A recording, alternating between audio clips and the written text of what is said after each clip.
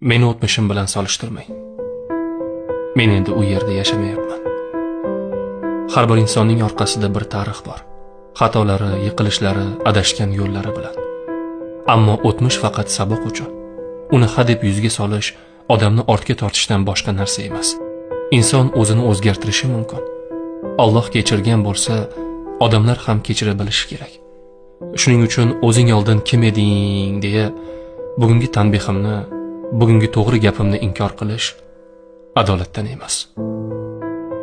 O'tmishda adashgan odam bugun eng to'g'ri so'zlovchi bo'lishi mumkin. Chunki u yiqilib ko'rgan, og'riqni tatib ko'rgan. U qayta turib hayotning qadrini chuqurroq tushungan.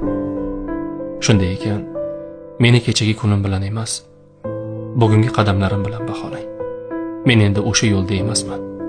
Men o'z xatolarimdan kuch oldim. Yangidan boshladim. Va bugun aytayotgan har bir so'zim kechagi xatolardan emas, bugungi to'g'ri qadamlardan tug'ilgan haqiqatdir.